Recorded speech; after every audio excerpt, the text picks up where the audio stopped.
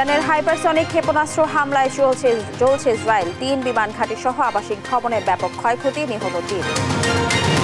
জুলাই গণহত্যা মামলায় শেখ হাসিনা সহ 3 আসামিকে ট্রাইব্যুনালের হাজিরের নির্দেশ। আজ 5 অভিযোগ শুরু হবে আনুষ্ঠানিক বিচার। পাটুরিয়ার দুটি ফেরিঘাট 23 বছর ধরে অচল। জায়গা দখল করে বালুর ব্যবসা প্রভাবশালীদের হাতে নেওয়া হচ্ছে কোটি কোটি টাকা। বরগুনায় ডেঙ্গুর প্রকোপ ভয়াবহ। এই পর্যন্ত 16 জনের প্রাণহানি, আক্রান্ত প্রায় 2000। রোগীর চাপে হাসপাতালে হিমশিম অবস্থা। চিকিৎসার যে সরঞ্জাম এবং যেই লোকবল দরকার সেটি আমি পাইনি, খুবই কম সংখ্যক, এবং ভর্তি হতেও সিরিয়ালের দরকার। ডেঙ্গু পরিস্থিতি আসলে বরগুনা জেলাতে গত 2 মাস ধরেই বিরাজমান। প্রতিদিনই ডেঙ্গু রোগী আক্রান্ত হচ্ছে এবং আস্তে আস্তে ডেঙ্গু রোগীর সংখ্যা বাড়ছে। পিচ খোয়া উঠে বড় বড় গর্ত। পিরোজপুরের রায়ের কাছি শ্রীরামকাছি সড়কে সংস্কার না করে 17 কোটি টাকা হাতিয়ে নিয়েছে ঠিকাদার। শ্রীরামকাঠি থেকে নিয়ে দামোদর ব্রিজ পর্যন্ত যে রাস্তাটা আছে এটা খুবই ভাঙ্গা, যাতায়াতের অনুপযুক্ত। রোগী যদি আমরা নিয়ে যাই, হে রোগী মেডিকেলে নিতে নিতে এমনি তারা মারা যাবে, নাইলে অসুস্থ হয়ে পড়েন। বানে বানে নাইখাংছড়ি সীমান্তে বেপরোয়া চোরা কারবারিরা মিয়ানমার থেকে অবাধে আসছে গবাদি পশু ইয়াবা, এরপর থেকে জানিয়েছে।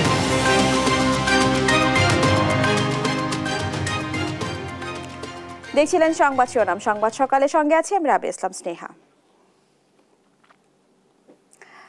তেহরানের বাংলাদেশ দূতাবাসে বাংলাদেশি নাগরিকদের জন্য হটলাইন চালু করা হয়েছে। রোববার তেহরান দূতাবাস এক বিশেষ বিজ্ঞপ্তিতে এই তথ্য নিশ্চিত করেছে। বিজ্ঞপ্তিতে বলা হয়, ইরানে বসবাসরত বাংলাদেশি নাগরিকদের জরুরি প্রয়োজনে যোগাযোগের জন্য দূতাবাস ইমার্জেন্সি হটলাইন স্থাপন করেছে। +৯৮৯৯ ০৮৫৭৭৩৬৮ সহ 2টি মোবাইল ফোন নম্বরে হোয়াটসঅ্যাপ ও সরাসরি যোগাযোগ করতে অনুরোধ করা হয়।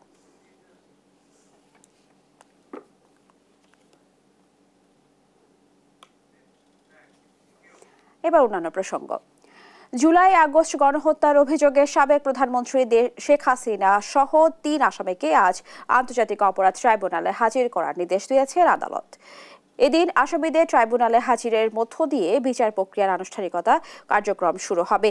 এর আগে 1 জুন আনুষ্ঠানিক অভিযোগ দাখিলের পর শেখ হাসিনা সহ 3 জনের বিরুদ্ধে 5টি সুনির্দিষ্ট অভিযোগ আমলে নিয়ে সোমবার তাদের আদালতে হাজিরের নির্দেশ দেয় ট্রাইব্যুনাল। শেখ হাসিনা ছাড়া অপর 2 আসামি হলেন সাবেক স্বরাষ্ট্রমন্ত্রী আসাদুজ্জামান খান কামাল এবং পুলিশের সাবেক আইজিপি চৌধুরী আব্দুল্লাহ আল মামুন। আসামিরা কেউ হাজির না হলে অনুপস্থিত হিসেবে ঘোষণা করে গ্রেফতারি পরোয়ানা জারির বিষয়টি আদালতকে জানাবে প্রসিকিউশন। এরা 3 জনই গণহত্যার অভিযোগে অভিযুক্ত। রাজধানী নিরাপত্তা নিশ্চিতে রোববার রাতে বিশেষ অভিযান পরিচালনা করে যৌথ বাহিনী, পুলিশ ও সেনাবাহিনীর সমন্বয়ে রামপুরা সহ বিভিন্ন স্থানে পরিচালনা করা হয় এই অভিযান। বাস, মোটরসাইকেল, প্রাইভেট কার সব ধরনের যানবাহনে চলে তল্লাশি। মালপত্র পরীক্ষা ও প্রয়োজনে জিজ্ঞাসাবাদ করা হয় যাত্রীদের। অনিয়ম পাওয়ার এ সময় বেশ কয়েকজন মোটরসাইকেল চালককে জরিমানা করা হয়। AH হিমেলের প্রতিবেদন। নিরাপত্তা জোরদার করতে রোববার রাতে রাজধানীর রামপুরা সহ গুরুত্বপূর্ণ স্থানে বিশেষ অভিযান পরিচালনা করে যৌথ বাহিনী। বিভিন্ন যানবাহনে চালানো হয় তল্লাশি, দেখা হয় প্রয়োজনীয় কাগজপত্র ও মালামাল। এ সময় হেলমেট ও কাগজপত্র জটিলতায় বেশ কয়েকটি মোটরসাইকেল আরোহীকে জরিমানা করা হয়। বাস ও প্রাইভেট কার থামিয়ে যাত্রীদের ব্যাগ ও অন্যান্য মালামাল তল্লাশি করা হয়। অতিরিক্ত ভাড়া নিয়ন্ত্রণে জিজ্ঞাসা করা হয় যাত্রীদের। ড্রাইভিং লাইসেন্স সহ প্রয়োজনীয় কাগজপত্র খতিয়ে দেখেন সেনাবাহিনী। এ ধরনের অভিযানকে স্বাগত জানায় রাজধানীবাসী। আইন শৃঙ্খলা বাহিনীর এমন তৎপরতা নিরাপত্তায় স্বস্তি ফিরিয়ে আনবে বলে আশা ঢাকাবাসীর। অনেক ভালো। এটা ইনকোয়ারি হইলো একটা বুঝলেন, হোন্ডা অনেক তো চুরি, হোন্ডা অনেক চলে। এটা একটা ওনারা অনেক ভালো কাজ করতেছে। এটা ভালো, তো আমাদের জন্যই ভালো। শৃঙ্খলা ও নিরাপত্তার স্বার্থে কোনো ছাড় দেওয়া হবে না বলে জানায় পুলিশ। গাড়ি কাগজপত্র এবং অন্যান্য যে বিষয়গুলো আমরা ভিজিবল যে অপরাধগুলো আমরা চোখে দেখি সেইগুলোর উপরে আমরা বেশি জোরদার করতেছি। কারণ আপনারা জানেন রাত্রকালীন ব্যাপার, অনেক সময় বিভিন্ন ক্রাইম হয়ে থাকে। সেক্ষেত্রে চেকপোস্ট করলে যারা মূলত অপরাধী তারা মূলত একটু সতর্ক হয়ে যায়। যাত্রীদেরকে জিজ্ঞাসা করা হচ্ছে যে আসলে আপনারা আপনাদের ভাড়া কত। লজিক্যালি একটা রুট থেকে আর একটা রুটের ভাড়া সাধারণভাবে যতটুকু থাকে তার থেকে যদি বেশি পরিমাণ একটু ডিস্টেন্স থাকে টাকার পরিমাণটা, সেক্ষেত্রে মূলত ড্রাইভার এবং সুপারভাইজারকে আমরা আইনের আওতায় নিয়ে এসে ব্যবস্থা নিচ্ছি আর কি। চুরি ডাকাতি ছিনতাই রোধে কাজ করছে আইন শৃঙ্খলা বাহিনী। রাজধানীর সার্বিক নিরাপত্তায় এ ধরনের অভিযানকে অব্যাহত রাখার আহ্বান নগরবাসীর। এইচ হিমেল, দেশ টিভি, ঢাকা। পুলিশের চলমান বিশেষ অভিযানে রাজধানী ঢাকা সহ সারা দেশে গত 24 ঘন্টায় গ্রেফতার করা হয়েছে মোট 1614 জনকে। রোববার পুলিশ সদর দপ্তর থেকে পাঠানো এক সংবাদ বিজ্ঞপ্তিতে এই তথ্য জানানো হয়। বিজ্ঞপ্তিতে বলা হয়েছে, গ্রেফতারকৃতদের মধ্যে বিভিন্ন মামলার ওয়ারেন্টভুক্ত আসামি 1121 জন এবং অন্যান্য অপরাধে জড়িত 493 জন রয়েছে। এই সময় একটি ইজি বাইক, 4 লিটার দেশীয় চোরাই মদ, 2টি বার্মিজ চাকু, 9টি রামদা, একটি ছোড়া, একটি 1 শুটার গান এবং 6টি 12 বোর কার্তুজ জব্দ করা হয়েছে।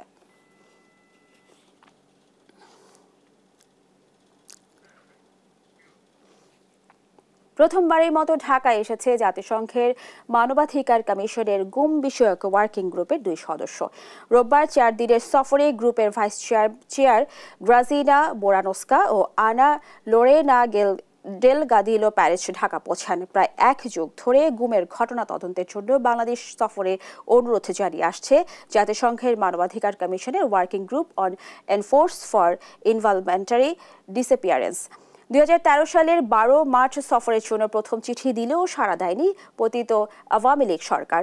5 আগস্ট ছাত্র জনতার অভ্যুত্থানে শেখ হাসিনার সরকারের পতনের পর ডক্টর মোহাম্মদ ইউনূসের নেতৃত্বাধীন অন্তর্বর্তী সরকারের কাছে অনুরোধ জানালে সাড়া দেয় বাংলাদেশ।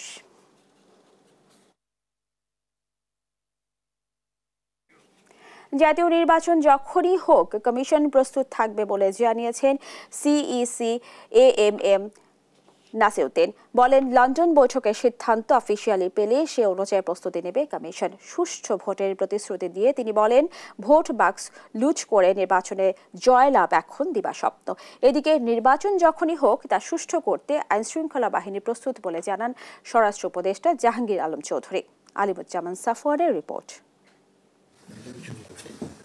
লন্ডনের প্রধান উপদেষ্টা ডক্টর মোহাম্মদ ইউনূসের সঙ্গে বিএনপির ভারপ্রাপ্ত চেয়ারম্যান তারেক রহমানের একান্ত বৈঠকের পর নির্বাচনের তারিখ নিয়ে এখন রাজনৈতিক অঙ্গনে চলছে নতুন আলোচনা। রবিবার সকালে ঈদ পরবর্তী শুভেচ্ছা বিনিময় করেন প্রধান নির্বাচন কমিশনার। এ সময় সাংবাদিকদের প্রশ্নের জবাবে তিনি বলেন, লন্ডনে যে সিদ্ধান্ত হয়েছে তা স্বাক্ষরিত নয়, তবে নির্বাচন যখনই হোক কমিশনকে প্রস্তুত থাকতে হবে।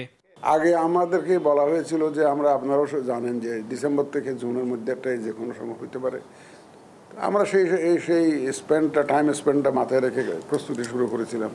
যখনই হোক ফেব্রুয়ারিতে, হোক এপ্রিলে, যখনই হোক আমাদের তো প্রস্তুত থাকতে হবে। নির্বাচন নিয়ে সরকারের সঙ্গে আলোচনা করলেও কারো হুকুমে বা নির্দেশনায় কমিশন কাজ করবে না বলেও জানান তিনি। আমরা কারো হুকুমে, কারো নির্দেশনায়, কারো পরিচালনায় আমরা কাজ করব না। আমরা রেফারের কাজ করব। কেউ যদি ফাউল খেলতে চান সেটা তাদের জন্য দুর্ভাগ্যের বিষয় হবে। ত্রয়োদশ জাতীয় নির্বাচনে সব রাজনৈতিক দলের জন্য লেভেল প্লেইং ফিল্ড থাকবে জানিয়ে সিইসি বলেন, কেউ যদি ভোট বাক্স লুট করে কেন্দ্র দখল করে জিততে চায় তাহলে তারা দিবাস্বপ্ন দেখছে। কেউ যদি মনে করে থাকে যে বাক্স লুট করে নিয়ে যাব, কেন্দ্র দখল করে আমি জিতে যাব, অতীতে যা হয়েছে, তারা দিবাস্বপ্নে আছে। এই জিনিস এবার হতে দেব না ইনশাআল্লাহ। ভোট সন্ত্রাসীদের জন্য জিরো টলারেন্স। এদিকে সচিবালয় ঈদ পরবর্তী শুভেচ্ছা বিনিময় অনুষ্ঠানে স্বরাষ্ট্র উপদেষ্টা জানান, নির্বাচন সুষ্ঠু করতে আইন শৃঙ্খলা বাহিনী সবসময় প্রস্তুত। নির্বাচন কেন্দ্রিক বা যে কোনো সময় নির্বাচনের ডেটটা তো ফিক্স করবে নির্বাচন কমিশন। ওনারা যেই সময় ফিক্স করবে, আমরা মনে হয় আমাদের আইন শৃঙ্খলা বাহিনী ওই সময় তারা প্রস্তুত। আলিমুজ্জামান সাফওয়ান, দেশ টিভি, ঢাকা। মানিকগঞ্জের পাটুরিয়া দৌলতদিয়া নৌরুটের 1 ও 2 নম্বর ফেরিঘাট এখন বালু সিন্ডিকেটের দখলে। দীর্ঘ 23 বছর ধরে অচল পড়ে আছে এই দুটি ঘাট। স্থানীয় এক প্রভাবশালী মহলের নেতৃত্বে গড়ে ওঠে বালু ব্যবসায়ীদের শক্তিশালী চক্র। ফোরশোর এলাকায় তৈরি হয়েছে বালুর বিশাল স্তূপ। পদ্মা ও যমুনা নদী থেকে উত্তোলিত কোটি কোটি ঘনফুট বালু সরবরাহ হচ্ছে দেশের বিভিন্ন প্রান্তে, আর হাতিয়ে নেওয়া হচ্ছে বিপুল পরিমাণ টাকা। সহকর্মী আব্দুল আলিমের পাঠানো তথ্য ছবিতে জানাচ্ছেন অঙ্কন চৌধুরী। 2002 সালে যানবাহনের চাপ কমাতে আরিচা থেকে ফেরিঘাট সরিয়ে পাটুরিয়ায় 5টি ঘাট নির্মাণ করে সরকার। তবে কিছু প্রভাবশালী ব্যক্তি সেখানে গড়ে তোলে অবৈধ বালু ব্যবসার সিন্ডিকেট। একসময় গুরুত্বপূর্ণ 1 ও 2 নম্বর ঘাট এখন পরিণত হয়েছে বালুর স্তূপে। চলাচল বন্ধ হয়ে দুর্ভোগে পড়েছেন যাত্রী ও চালকরা। পদ্মা যমুনা থেকে তোলা কোটি কোটি ঘনফুট বালু বিক্রি করে হাতিয়ে নেওয়া হচ্ছে বিপুল অর্থ। স্থানীয়রা এসব অবৈধ কর্মকাণ্ড বন্ধ ও জড়িতদের শাস্তির দাবি জানিয়েছেন।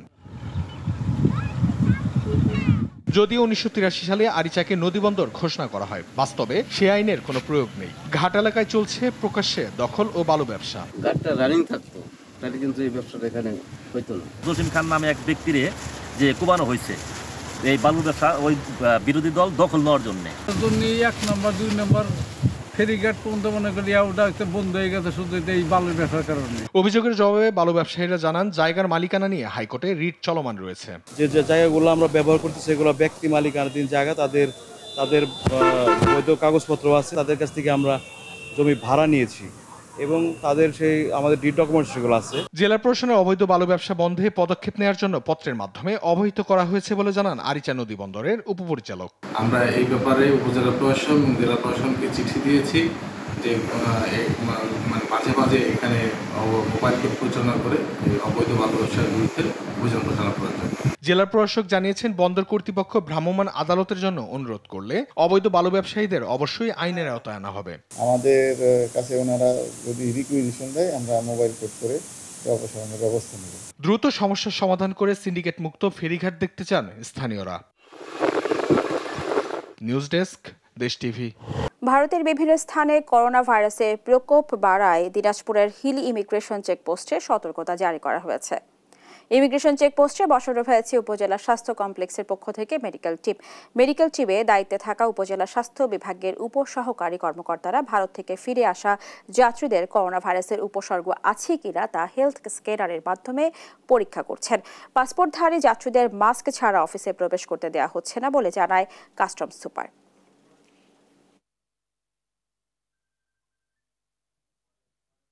ইন্ডিয়া থেকে আগত যাত্রী তাদেরকে সবাইকে মাস্ক না পরলে তাদেরকে ঢোকার ব্যাপারে সহযোগিতা করছি না, মাস্ক পরার পরে তাদেরকে সহযোগিতা করছি।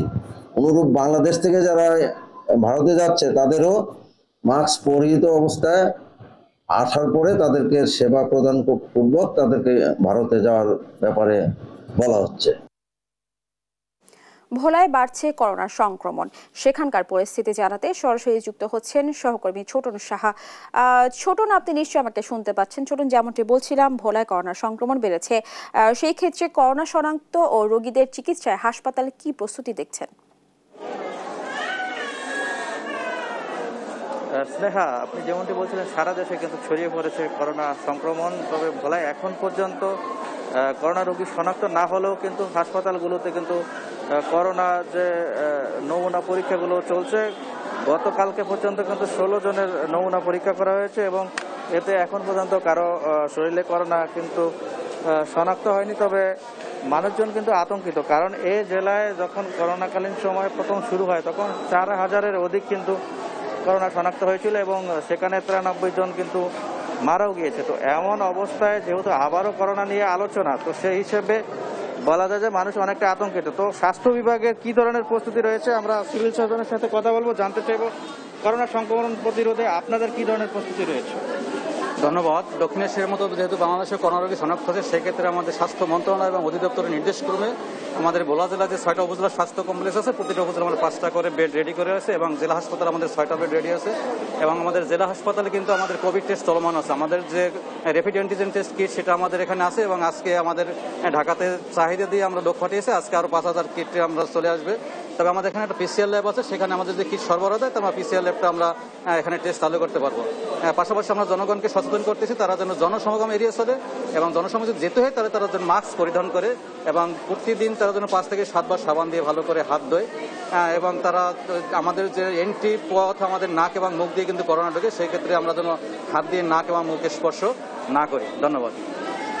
ধন্যবাদ স্নেহা। যেমনটি শুনছিলেন, আসলে বলা যায় যে করোনা সংক্রমণ প্রতিরোধে ভোলার যে স্বাস্থ্য বিভাগ সেটি ব্যাপক প্রস্তুতি নেওয়া হয়েছে এবং বলা যায় যে জেলার যে 6টি উপজেলা স্বাস্থ্য কমপ্লেক্স রয়েছে সেখানে কিন্তু করোনা ইউনিট খোলা হয়েছে এবং রোগীদের সেবার জন্য কিন্তু 36টি বেডও প্রস্তুত রাখা হয়েছে এবং আমরা আজও দেখেছি যে সকাল থেকে করোনার নমুনা যে সংগ্রহ কাজ চলছে। তো এই যখন অবস্থা, বলা যায় যে স্বাস্থ্য বিভাগের প্রস্তুতিও রয়েছে।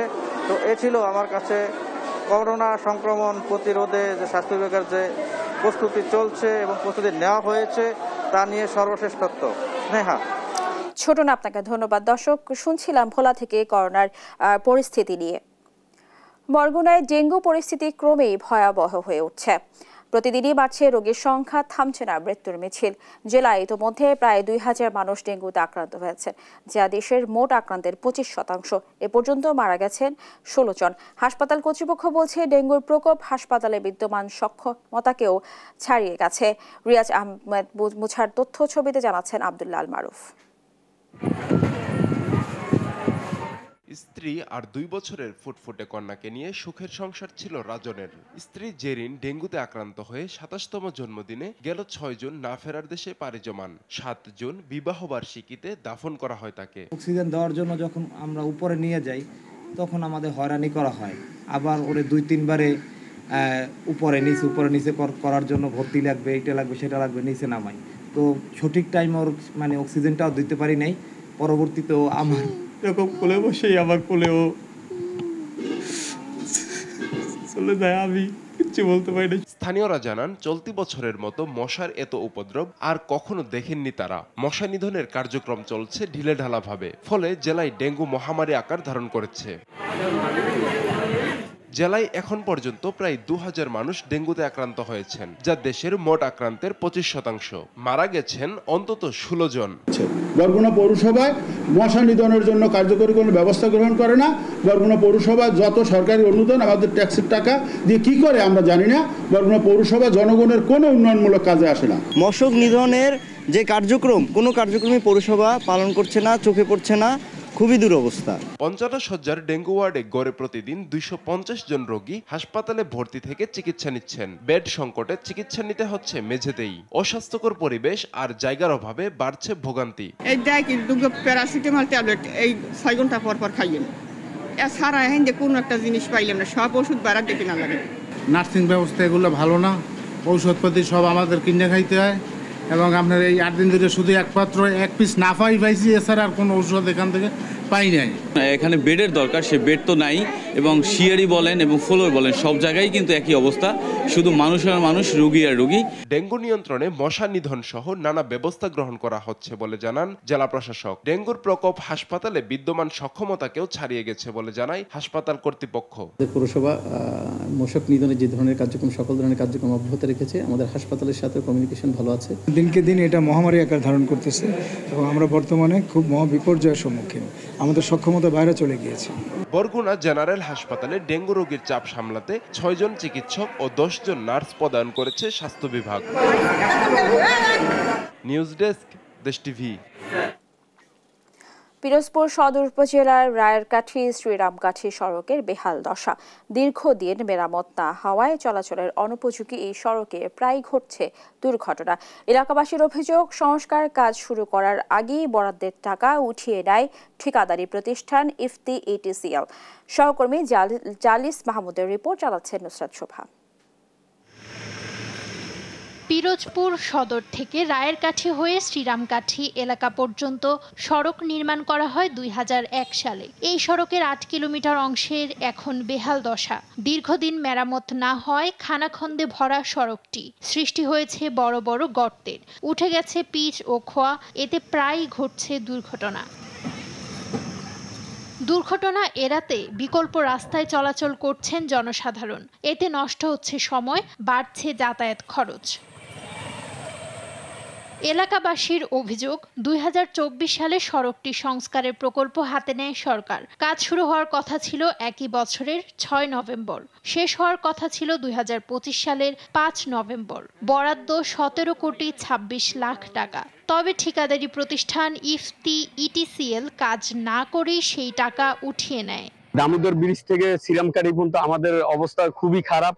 একটা রুগী যদি আমরা নিয়ে যাই, হে রুগী মেডিকেলে নিতে এমনি তারা মারা যাবে, নাইলে অসুস্থ হয়ে পড়েন। 8-10 বছর ধরে এই শ্রীরামকাঠি থেকে নিয়ে দামোদর ব্রিজ পর্যন্ত যে রাস্তাটা আছে এটা খুবই ভাঙ্গা, যাতায়াতের অনুপযুক্ত। আমরা যখন সকালে রওনা দিয়ে যাই, কি কষ্ট, কি দুর্বশা, যন্ত্রণা এ নিয়ে আমরা আমাদের প্রতিষ্ঠানে বুঝতে হয়।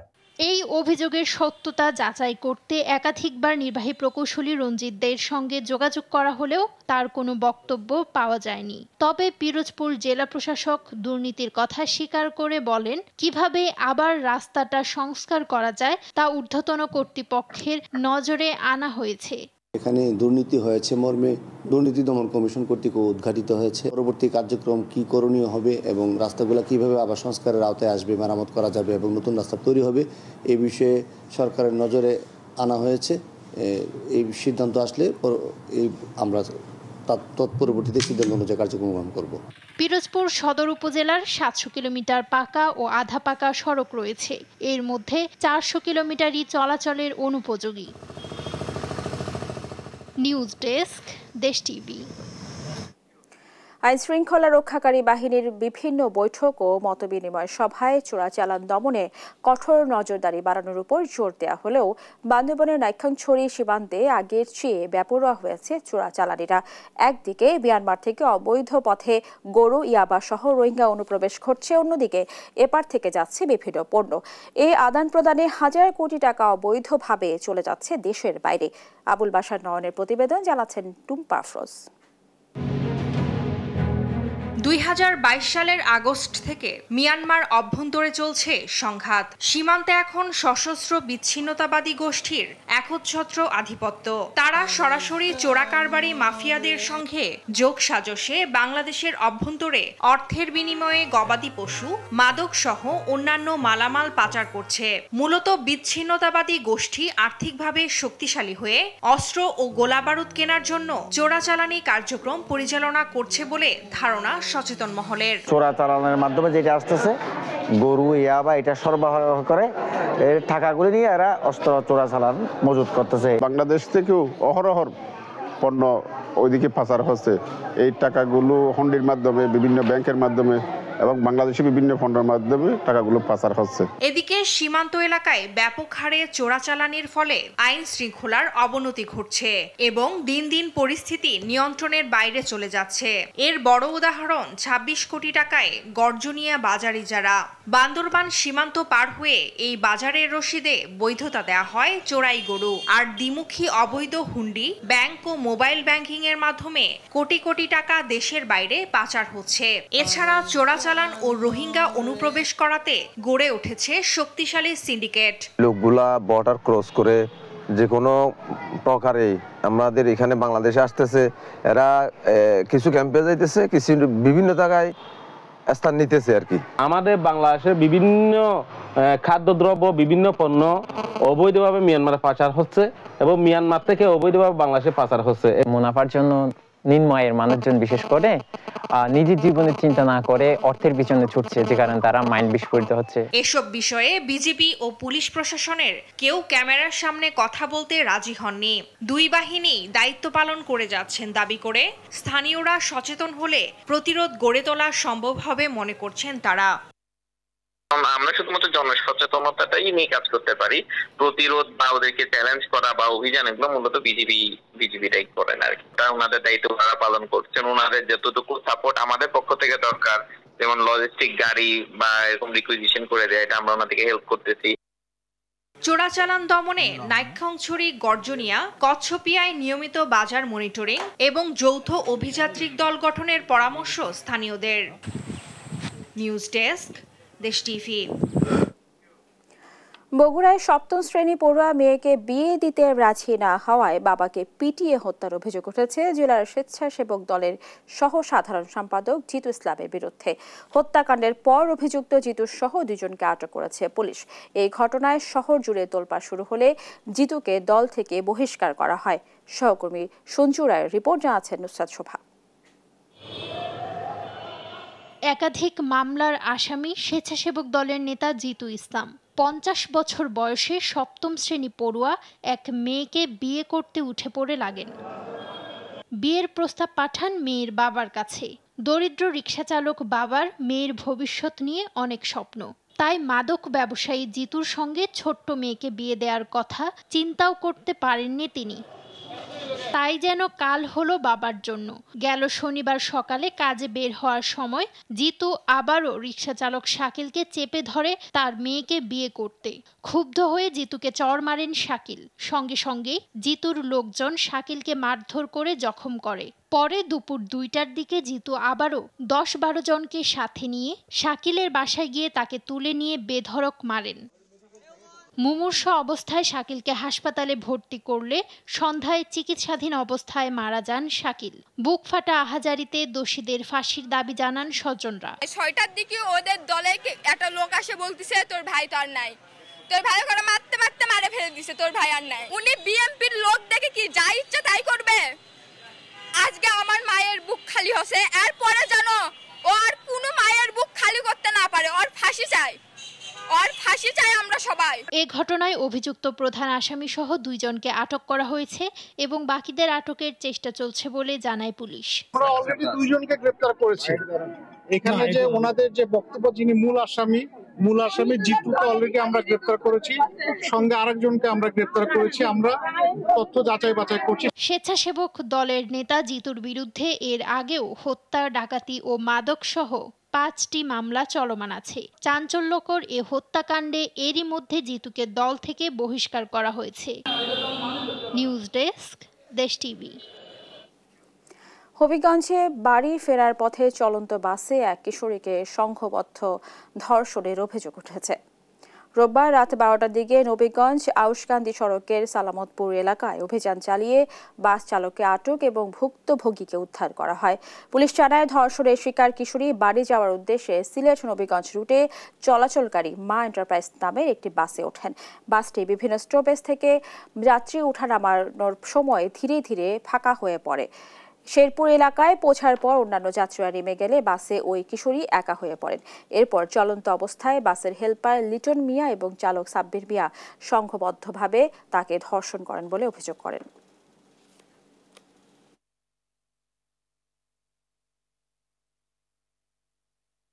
ঈদের টানা ছুটির পর আবারও আমদানি রপ্তানি শুরু হচ্ছে দিনাজপুরের হিল স্থল বন্দরে।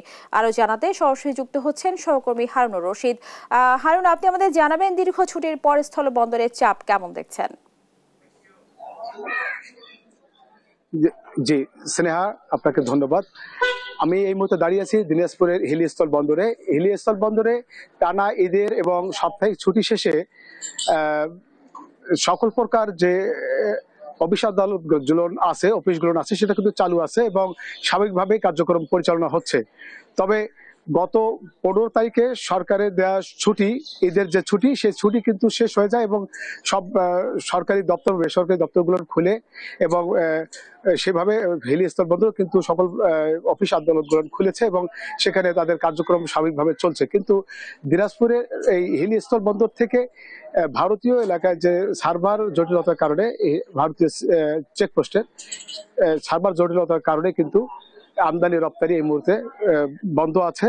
কালকে আমদানি রপ্তানি হওয়ার কথা ছিল, কিন্তু ভারতের অভ্যন্তরে সার্ভার জটিলতার কারণে কিন্তু এই মুহূর্তে আমদানি বাংলাদেশ থেকে কোনো পণ্য যায়নি এবং ভারত থেকে কোনো পণ্য এখন পর্যন্ত আসেনি। তো আমরা এখানকার কর্তৃপক্ষের সাথে কথা বলছি, তারা আমাদেরকে বলেছেন যে আমরা দ্রুত সময়ের মধ্যে আমরা যোগাযোগ করতেছি এবং তারা বলতেছে যে এখন পর্যন্ত আমরা জানি না যে কখন তাদের সার্ভার ঠিক হবে, তবে প্রত্যাশা রাখতেছে যে দুপুরের মধ্যেই সেই সার্ভার ঠিক হলে গাড়িগুলো ভারত থেকে বাংলাদেশের অভিমুখে ভারত থেকে রওনা দিবে, এরকম একটা কথা তারা বলেছে। কিন্তু টানা 10 দিন ছুটি থাকার কারণে এদিকে যে শ্রমিক আছে যারা এই আমদানি রপ্তানিকার যে ট্রাকগুলো আসে সেই ট্রাকের মাল যে আনলোড করার কাজে নিয়োজিত থাকে শ্রমিকরা, তারা কিন্তু সবচেয়ে বড় বিপদে পড়েছে দীর্ঘ টানা ছুটির বন্ধ কারণে এবং এখন পর্যন্ত সার্ভার জটিলতার কারণে যে স্থল বন্দর থেকে আমদানি রপ্তানি একবারই বন্ধ, যে কারণে তারা কিন্তু মানবতার জীবনযাপন করছে। তো এখন পর্যন্ত হিলিস্থল বন্দর থেকে কোনো প্রকার পণ্য আমদানি রপ্তানি শুরু হয়নি। প্রত্যাশা করতেছে কর্তৃপক্ষ যে আজকেই যে কোনো সময় এই সার্ভার জটিলতা কেটে যাবে এবং আমদানি রপ্তানি চালু হবে। তো এই ছিল দিনাজপুর হিলিস্থল বন্দর থেকে বিস্তারিত। হারুন, আপনাকে ধন্যবাদ। দর্শক, শুনছিলাম দিনাজপুরের হিলিস্থল বন্দরের পরিস্থিতি। শেখ মুজিবুর রহমানের মতো শেখ হাসিনাও একই পথ ধরে তাদের প্রকৃত দর্শন একদলীয় ব্যবস্থা নতুন আঙ্গিকে পুনর্প্রবর্তন করেছিল বলে মন্তব্য করেছেন বিএনপির ভারপ্রাপ্ত চেয়ারম্যান তারেক রহমান। সোমবার সকালে তারেক রহমান এক ফেসবুক পোস্টে এই মন্তব্য করেন। এ সময় তিনি 1975 সালের 16 জুনকে বাংলাদেশের ইতিহাসে এক কালো দিবস হিসেবে উল্লেখ করেন। বলেন, তৎকালীন শাসক গোষ্ঠী সব দল বাতিল করে চরম কর্তৃত্ববাদী একদলীয় বাকশাল কায়েম করে তাদের অনুগত 4টি সংবাদপত্র রেখে গোটা জাতিকে নির্বাক করে দিয়েছিল। ফলে বিভিন্ন সংবাদপত্রে কর্মরত অসংখ্য সংবাদকর্মী বেকার হয়ে পড়েছিল।